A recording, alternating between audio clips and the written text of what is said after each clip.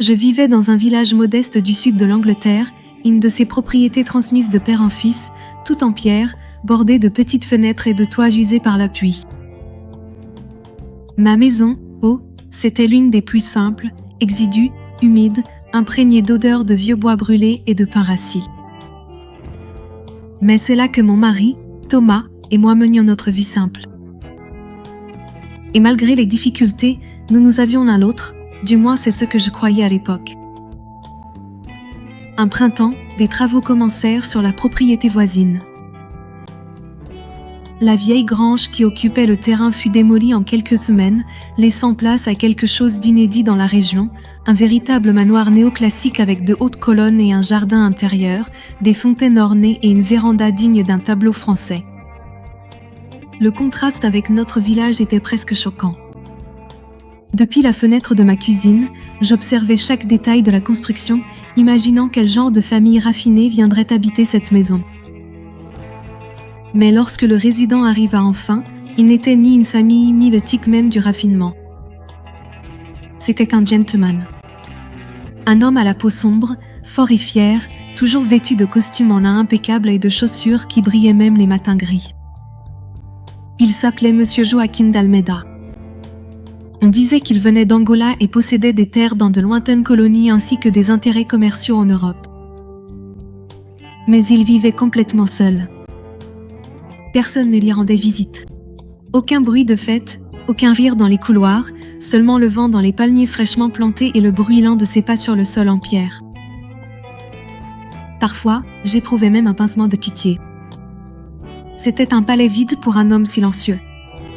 Et moi, avec si peu, j'avais encore la chaleur de Thomas, notre pain partagé et nos siestes ensemble sur le canapé tiède. Un soir, penché au-dessus de l'évier de la cuisine, les mains plongées dans l'eau chaude et savonneuse, j'ai regardé par la fenêtre et j'ai vu Monsieur Joachim traverser le jardin avec un livre sous le bras. Je me suis tournée vers Thomas et sans trop réfléchir, j'ai lancé « Et si je demandais du travail à notre voisin ?» Il a posé le journal et a haussé un sourcil. Du travail? Au manoir? Il vit seul. Peut-être qu'il a besoin d'une femme de ménage. Quelqu'un pour tout garder en ordre. Un peu d'argent en plus ne nous ferait pas de mal. Les factures sont encore serrées ce mois-ci, grommela Thomas. C'était un homme fier, du genre à penser qu'une femme ne devrait s'occuper que de la maison. Mais nos placards étaient aussi vides que notre épargne. Après de longues disputes, il a finalement cédé avec un soupir las. Le lendemain, j'ai enfilé ma robe la plus modeste, attaché mes cheveux en un simple chignon, et je me suis rendue aux grilles de fer tordues du domaine. Mon cœur battait comme un tambour de guerre. C'est lui-même qui m'a accueilli. Joachim m'a détaillé du regard, son expression indéchiffrable. Je lui ai expliqué que j'étais sa voisine, que j'avais besoin de travail, et que je pourrais peut-être l'aider avec les tâches ménagères, la cuisine, la couture, l'organisation des pièces. Pendant un instant, j'ai cru qu'il allait refuser, mais alors ses yeux sombres se sont adoucis. « Entrez. Parlons. » L'intérieur de la maison était encore plus impressionnant, plafond sculpté en bois, rideaux de velours bleu, tableaux d'artistes dont je n'avais entendu parler que de nom. Il flottait dans l'air un parfum de lavande et de tabac noble. Mais surtout, une solitude dense planait, comme si la beauté du lieu ne servait qu'à masquer le vide. Et nous avions discuté un moment.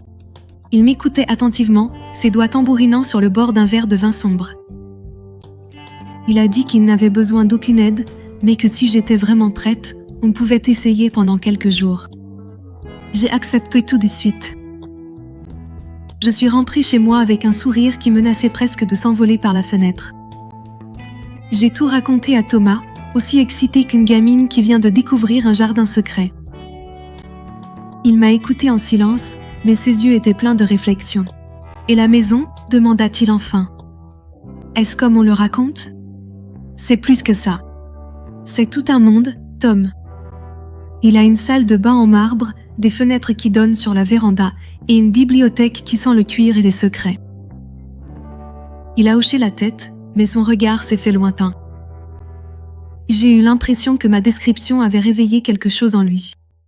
C'était peut-être juste la surprise d'imaginer tant de luxe à côté de notre simplicité, ou peut-être autre chose.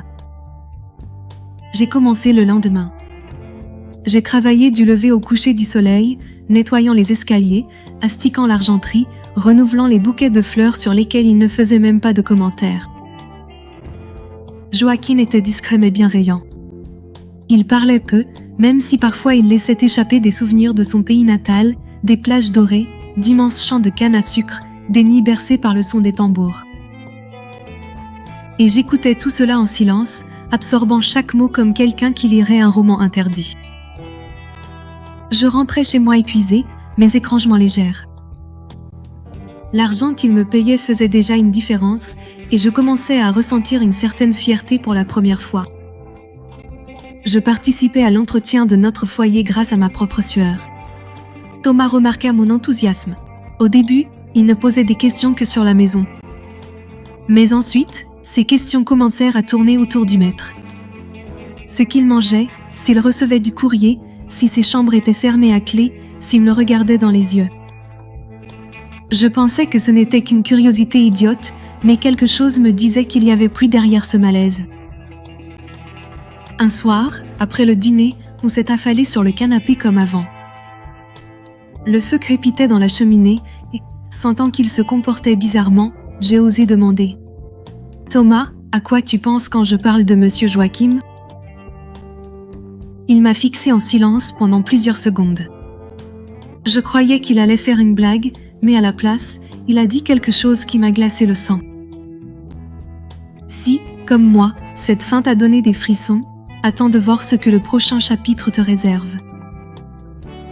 Cette histoire ne fait que commencer, et je te promets que les rebondissements vont te laisser sans voix, si tu vois ce que je veux dire. Profitant pour t'abonner à la chaîne et laisse un petit like malin, parce qu'ici, la romance est torride, élégante et pleine de secrets.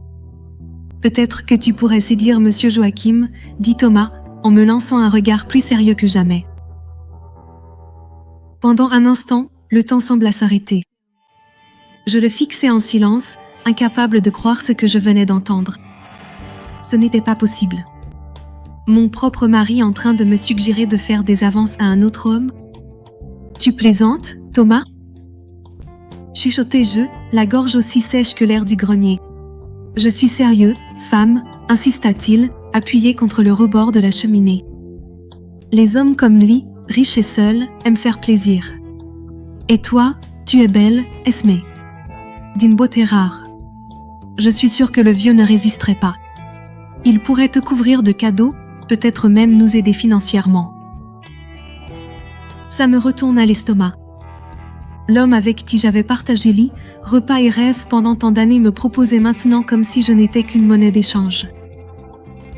Je me sentais trahie, perdue, comme si le monde s'était soudain retourné contre moi. Tu es vraiment en train de me suggérer de séduire Monsieur Joachim comme si j'étais une sorte de concubine ? Il ricana, tentant d'alléger le poids de ses paroles. Ce n'est pas ça, Esmé. Je ne te dis pas de te donner tout de suite.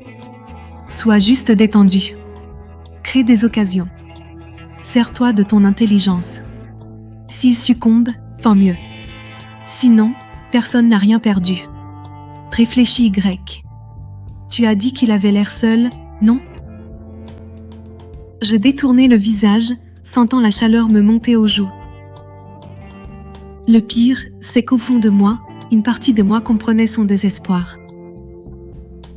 Nous étions submergés par les factures.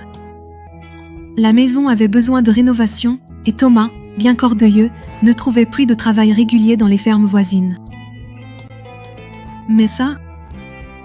Pendant des jours, la proposition résonnait dans ma tête comme une vieille horloge qui refusait de s'arrêter.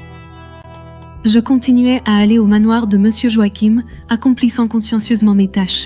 Mais chaque pas que je faisais avait une saveur différente. Je commençais à remarquer la façon dont il me regardait, la manière dont ses yeux s'attardaient une seconde de plus sur ma peau. Et contre ma volonté, j'ai commencé à envisager le plan. C'est par une nuit pluvieuse que j'ai pris ma décision. Nous étions assis à la table en bois avec du pain rassis et une soupe claire, et j'ai dit à Thomas d'une voix ferme, si je dois le faire, ce sera à ma façon. Pas de vulgarité. Pas de pression. S'il se passe quelque chose, ce sera parce que je l'aurai choisi. Il acquiesça. Avec un sourire crispé, elle ouvrit une petite boîte en bois où nous gardions nos dernières pièces et me donna ce qu'il restait, assez pour acheter une robe neuve, quelque chose qui attirerait l'attention sans paraître indécent. « Fais en sorte que ça compte », murmura-t-elle. « On compte sur toi. » Le lendemain, je portais la pièce que j'avais fait confectionner par Madame Violette, une couturière française qui vivait en ville. Une robe ajustée en tissu foncé qui accentuait mes courbes et mettait en valeur ma taille. Le décolleté était audacieux, mais élégant. J'ai attaché mes cheveux en un chignon légèrement défait, exposant mon cou, et j'ai appliqué un léger blush sur mes lèvres. Subtil, mais provocateur. Je marchais jusqu'au manoir avec les jambes tremblantes. Mais dès qu'il a ouvert la porte, j'ai ressenti quelque chose de différent. Le regard de Monsieur Joachim s'attardait sur moi d'une manière qu'il n'avait jamais vue auparavant. Ses yeux sombres brillaient, et il m'adressa un sourire discret, comme s'il avait remarqué quelque chose, mais préférait le garder pour lui. « Vous êtes ravissante ce matin, Madame Esmé. »« Merci, monsieur. »« Ce n'est qu'une nouvelle phase, » répondis-je, essayant de garder mon calme. Cette journée passa comme mes autres, mais l'ambiance dans l'air était différente. Alors que je balayais les couloirs, ses pas me suivaient silencieusement. En époussetant les meubles, nos doigts se frôlèrent presque. Et tandis que j'arrangeais les livres dans la bibliothèque, je sentis son parfum se mêler au mien. C'était comme si nous dansions une valse invisible, chaque mouvement étant une tentative retenue de rapprochement. Au fil des jours, mes gestes devinrent plus subtils. Un regard de plus, un compliment murmuré, un sourire qui s'attarde, et il répondait avec la même intensité contenue. Il se mit à complimenter mon travail plus fréquemment. Il faisait des remarques sur mon intelligence, ma posture, ma façon délicate et raffinée de marcher. Jusqu'à ce qu'un après-midi brumeux, il me surprenne. Il tenait une boîte dans ses mains. Son regard mêlait charme et mystère. « J'ai quelque chose pour toi, Esmé. Monte dans la chambre d'amis et essaie-le. Puis reviens me dire si ça te va. » Le cœur battant, je montais les escaliers de marbre comme si je marchais sur des nuages. Je refermai la porte derrière moi et ouvris la boîte. À l'intérieur reposait une robe en pur soie d'un profond lit de vin. Le vêtement était léger comme le vent et doux comme la nuit. Sa transparence suggérait plus qu'elle ne cachait, et la coupe épousait audacieusement chacune de mes courbes. En l'enfilant, j'aperçus dans le miroir une femme que je n'avais jamais rencontrée, séductrice, assurée, puissante. Un corps prêt à éveiller le désir. Un regard qui défiait et envoûtait à la fois. Je descendis les escaliers le cœur en feu, et en arrivant au salon, Monsieur Joachim se retourna lentement. Ses yeux me dévoraient des pieds à la tête, et pendant un instant, le temps sembla de nouveau s'arrêter. « Merveilleux », murmura-t-il. « C'est absolument parfait. » Je sentis le rouge me monter aux joues, mais je ne détournai pas le regard. Le jeu avait commencé, et j'y prenais plus goût que je ne l'aurais jamais imaginé. Cet après-midi-là, l'air semblait plus dense, chargé de quelque chose d'invisible et d'incandescent. Et dans cette salle dorée, sous des regards qui en disaient plus que des mots, je réalisais que la frontière entre le devoir et le désir commençait à s'estomper, lentement, dangereusement, délicieusement. As-tu aussi senti la chaleur monter de l'autre côté? Parce que je t'avoue que revivre ce moment m'a coupé le souffle. Dis-moi maintenant, qu'aurais-tu fait à ma place? Mon mari a-t-il dépassé les limites ou cherchait-il simplement une porte de sortie? Écris-moi ici dans les commentaires. J'ai vraiment envie d'avoir ton avis. Et n'oublie pas de laisser ce petit like coquin. Ça aide vraiment la chaîne à grandir. Et si tu n'es pas encore abonné, dépêche-toi parce que le 3e chapitre arrive et il est tout simplement explosif. Les semaines qui ont suivi ce premier contact ont été comme un tourbillon de sensations. Chaque jour passé à la villa, je m'enfonçais un peu plus dans cette relation interdite. Monsieur Joachim, comme il se faisait appeler, tenait absolument à me couvrir de cadeaux, des parfums de Marseille, des colliers en nacre censés venir d'Afrique du Sud et des robes en soie qui ressemblaient plus à des caresses sur ma peau. Il savait exactement quoi dire. Ses yeux, sombres comme la nuit, m'enveloppaient de promesses d'une vie meilleure, une vie sans dette, sans peur. Et moi, aveuglé par le désir et bercé d'illusions, je croyais, ou faisais semblant d'y croire. À la maison, mon mari, Thomas, restait persuadé que tout cela n'était qu'une ruse temporaire, que je jouais un rôle. Mais avec le temps, ce rôle a fini par m'engloutir, au point que je ne savais plus où commençait la comédie et où j'avais réellement perdu pied. À chaque rencontre avec Joachim, je me retrouvais dépouillée non seulement de mes vêtements, mais aussi de toute ma raison. Les draps de ce manoir devenaient la scène de tableaux que je n'oserais jamais raconter à quiconque. Il connaissait mon corps comme s'il avait été fait pour lui. Il savait exactement quand toucher, quand s'arrêter, comment me torturer de désir jusqu'à ce que je supplie d'en avoir plus. Mais aussi intense que fut le plaisir, il y avait dans son regard quelque chose qui me troublait, une ombre qui dépassait le simple mystère de la séduction. C'était comme s'il cachait quelque chose, un secret plus grand que tout ce que nous avions pu partager entre chuchotements étouffés et baisers affamés. C'est un matin pluvieux, en arrivant au manoir, que tout a changé. J'ai sonné à la porte principale comme d'habitude. Mais au lieu de Joachim lui-même, c'est une femme d'âge mûr qui est apparue à l'entrée, enveloppée dans un manteau marron et coiffée d'un large chapeau. Son regard était méfiant, presque sévère. « Oui, madame », demanda-t-elle avec un léger accent du terroir du Minas Gerais. « Je suis venue pour mes tâches quotidiennes. Monsieur Joachim laisse généralement la porte ouverte quand je suis en retard. » Elle a haussé un sourcil. « Joachim ?»« Ma chère, qui est Joachim ?» ?»« Le propriétaire de la maison », ai-je répondu, perplexe.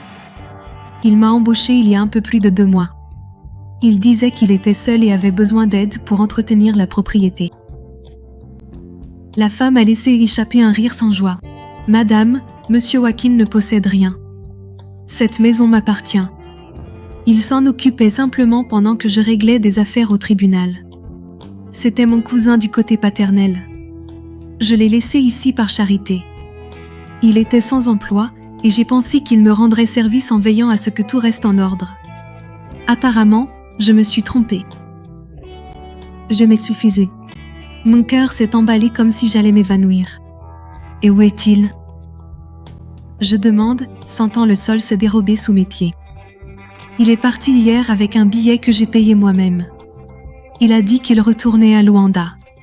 Il n'avait plus sa place ici et n'en avait plus besoin. Mais lui, il disait qu'il était le propriétaire. Ma voix s'est éteinte.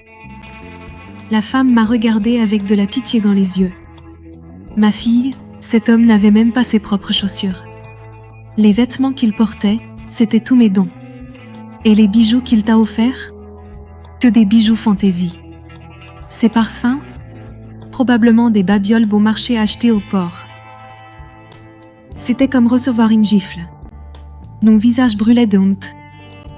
Les scènes intimes me sont revenues en mémoire d'un coup. Les baisers, les caresses, les murmures, les soupirs passionnés. Tout ça pour une supercherie. Un homme qui a utilisé sa langue mielleuse pour profiter d'une femme désespérée. Une fraude. Je suis rentrée chez moi sans sentir mes propres pas. Le bruit des voitures et le tintement de la cloche de l'église semblaient lointains, irréels. Mon corps portait encore les marques du plaisir, mais maintenant chaque souvenir me semblait sale, comme si j'avais été utilisée. Je suis entrée par la porte arrière, en essayant de ne pas faire de bruit. Thomas était assis dans la cuisine, la bouilloire toujours allumée. Ses yeux ont rencontré les miens et j'ai remarqué le lourd silence qui régnait dans l'air. « Il t'a quitté, n'est-ce pas ?» dit-il abruptement, comme s'il le savait déjà. « Comment ?» Le domestique du coin m'a dit que la maîtresse de maison était rentrée. Elle a dit qu'elle avait renvoyé ce Joachim hier et que tu allais là-bas tous les jours. J'ai de nouveau eu l'impression que le sol se dérobait sous mes pieds. Mais il n'y avait plus de larmes, seulement du vide et de la honte. Je croyais que tu faisais ça pour nous, pour sauver notre maison, nos vies. Il soupira, posant les coudes sur la table. Et ça en valait la peine? Je fermai les yeux. Je me souvenais de chaque caresse, de chaque promesse, de chaque murmure entre des draps de satin bon marché. Nya. J'ai été dupée comme une idiote. Il se leva.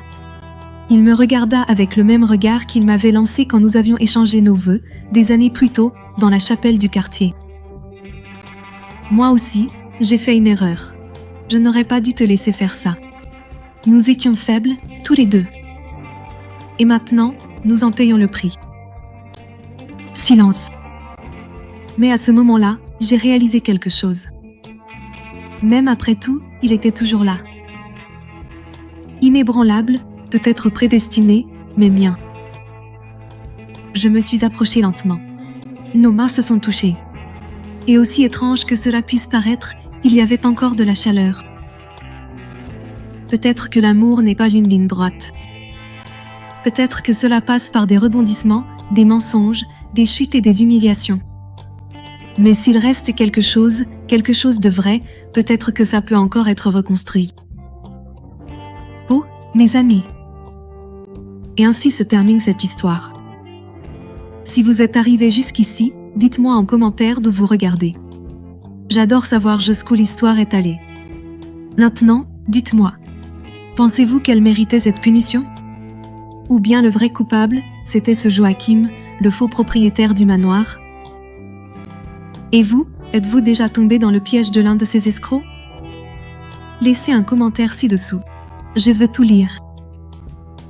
N'oubliez pas de laisser ce petit like coquin. Abonnez-vous à la chaîne et activez la cloche pour ne pas rater les prochaines vidéos, car il y a encore plein d'histoires croustillantes, captivantes et pleines de rebondissements à venir. On se retrouve dans la prochaine vidéo.